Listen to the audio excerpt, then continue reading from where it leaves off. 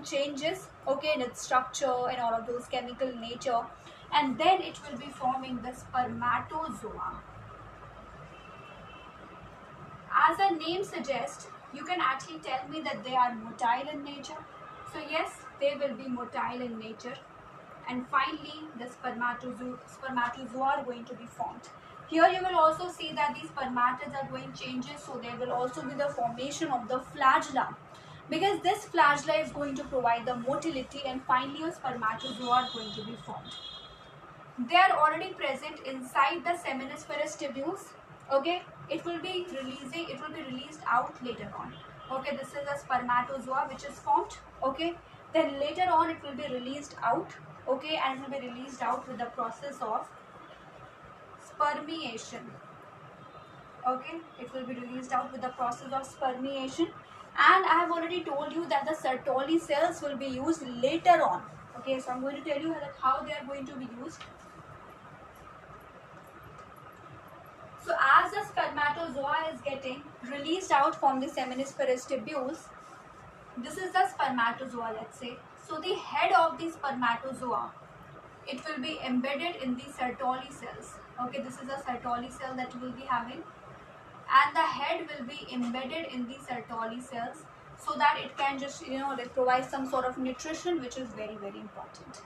Okay, and then it will be released out from the seminiferous tubules.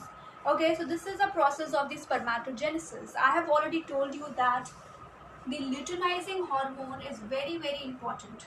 Okay, if you remember, luteinizing hormone is released from your pituitary. Okay, from your hypothalamus it is released, and this luteinizing hormone will be acting on the Leydig cells. I have already told you they act on the Leydig cells to release the androgen. This androgen is very, very important to start this whole procedure, so it's very important in males. Then if you can recall, you have LH and you also have FSH. You study both of them together. So you also have FSH over here. This is the follicle stimulating hormone. So it will be basically acting on the Sertoli cells. Okay, remember this. So LH will be acting on the Leydig cells to release androgens, and it will be acting on the Sertoli cells. Okay, so that's how the whole process basically starts. Okay, later on you know that it will be passing the spermatozoa which is formed. Spermatozoa won't be released immediately. There will be so many changes that will occur. Okay, what happens is that this is a semen which is released out. Okay, in the semen there are many more entities which are present. Okay, so I can also tell you the composition of the semen.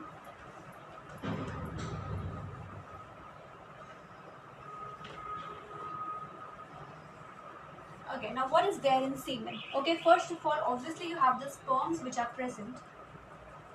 With that you have the seminal plasma which is also present. Okay, so both of them together are forming the semen.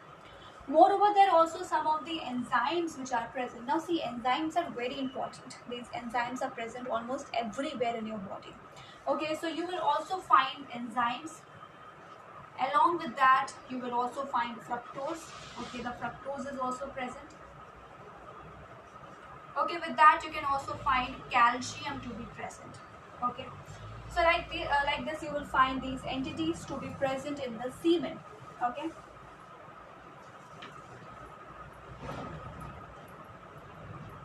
as I already told you about the location of the seminiferous tubules, so it will be traveling to different tubes, and then finally it will be released out. Okay, so this was all about the video. I hope you have understood. Thank you.